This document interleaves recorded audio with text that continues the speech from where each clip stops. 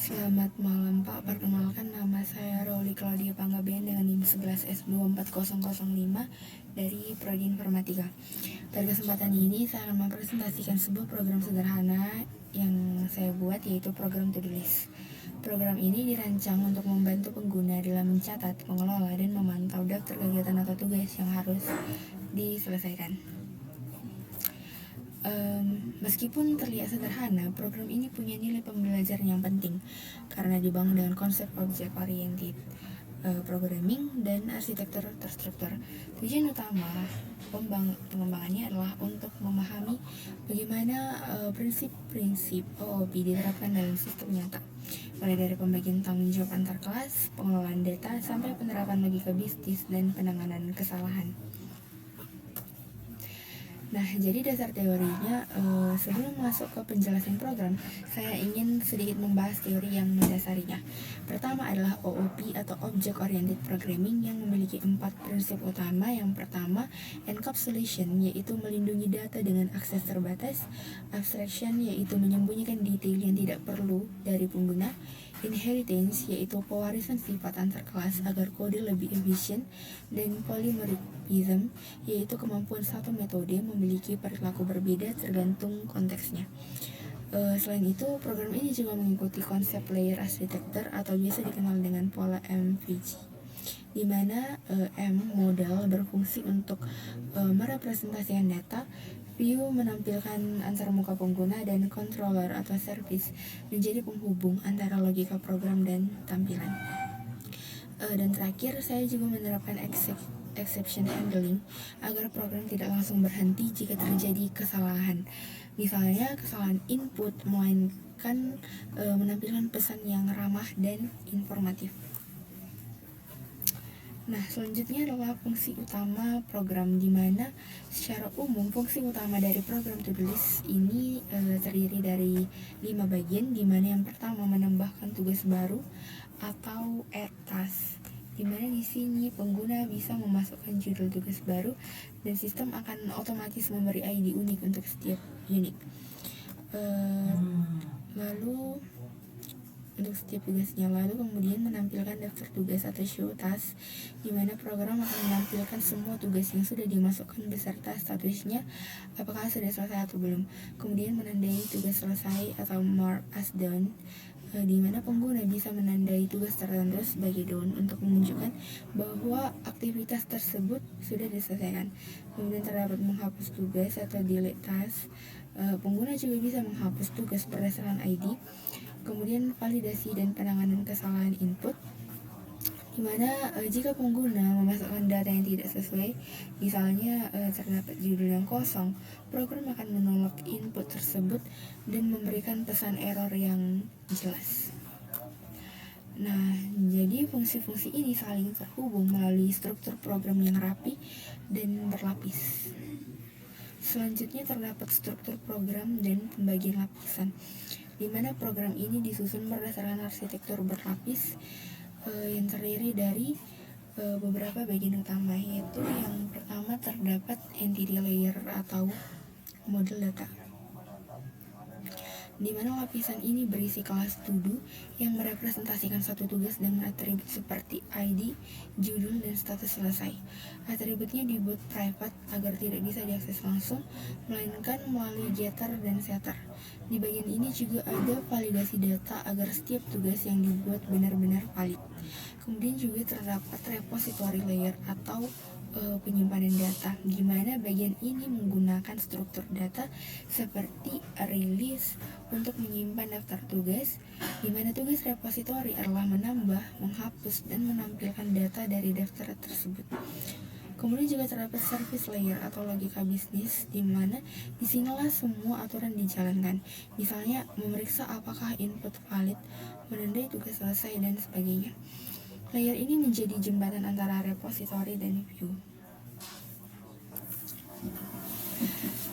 Selanjutnya terdapat view layer atau antarmuka pengguna, di mana di sini program berinteraksi langsung dengan pengguna melalui konsol menu.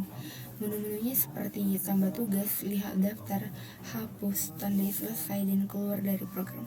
Kemudian terdapat exception layer atau penanganan kesalahan, di mana Lapisan ini berisi kelas khusus seperti invalid input exception yang akan menangani kesalahan input agar program tetap berjalan. Kemudian terdapat utility layer di mana berisi fungsi tambahan seperti validasi teks dan pembacaan input agar kode lebih efisien dan terstruktur. Kemudian juga terdapat app class atau main class. Ini adalah titik awal eksekusi program. Di dalamnya semua komponen diinisialisasi, lalu program dijalankan secara interaktif. Selanjutnya terdapat alur kerja program. Secara alur, program ini berjalan seperti berikut. Yang pertama, inisialisasi sistem, di mana saat program dijalankan, kelas utama akan membuat objek repository, service, dan view. Kemudian menampilkan menu utama, di mana pengguna akan melihat daftar pilihan, misalnya tambah tugas, lihat daftar, hapus, atau keluar. Kemudian juga terdapat input pengguna, misalnya pengguna memilih tambah tugas dan memasukkan judul. Kemudian validasi dan pemrosesan, di mana data dikirim ke service layer untuk divalidasi. Jika valid, tugas disimpan di repository. Jika tidak valid, muncul pesan error. Selanjutnya juga terdapat penyimpanan dan pembaruan data, di mana repository akan menyimpan data baru atau memperbarui data yang sudah ada. Kemudian menampilkan hasil ke pengguna, di mana view akan menampilkan daftar tugas yang terbaru. Kemudian siklus ini berulang sampai pengguna memilih opsi keluar. Jadi dengan alur seperti ini, program menunjukkan bagaimana setiap lapisan saling berinteraksi secara sinkron dan terstruktur. Kemudian keunggulan dan nilai pembelajaran dari program ini, yaitu beberapa keunggulan dan nilai pembelajaran yang bisa diambil dari program ini antara lain. Yang pertama, terdapat struktur modular, di mana setiap bagian memiliki tanggung jawab spesifik sehingga program mudah diuji dan dikembangkan. Kemudian terdapat penerapan OOP nyata, karena semua prinsip OOP diterapkan secara langsung. Kemudian terdapat arsitektur yang fleksibel atau terkendali, di mana mirip dengan konsep MVC, sehingga mudah dikembangkan menjadi versi GUI atau berbasis web tanpa harus mengubah logika utamanya. Kemudian penanganan kesalahan elegan, karena program tetap stabil meskipun ada input yang salah. Jadi secara keseluruhan program To-Do List ini menerapkan prinsip OOP dan arsitektur berlapis dengan baik, kemudian memiliki struktur modular dan alur kerja yang sistematis, dan menunjukkan bagaimana konsep teori pemrograman bisa diwujudkan secara praktis. Jadi program ini bukan hanya sekedar alat pencatat tugas, tetapi juga menjadi contoh penerapan rekayasa perangkat lunak yang efisien, terstruktur, dan mudah dikembangkan. Dan yang paling penting dari proyek ini, saya belajar bahwa keberhasilan sebuah program tidak hanya dinilai dari hasil akhirnya, tetapi juga dari desain dan arsitekturnya. Baik, jadi ini adalah code yang telah saya buat dan kita akan mengeksekusi program ini. Kita masuk ke terminal, lalu delcom,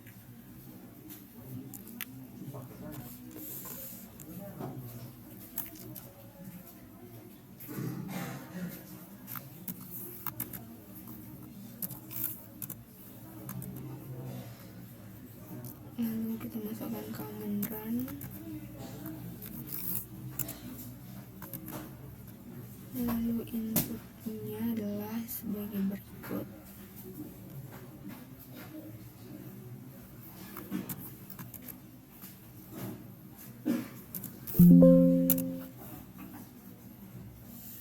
Maka setelah masukkan input, maka outputnya adalah sebagai berikut.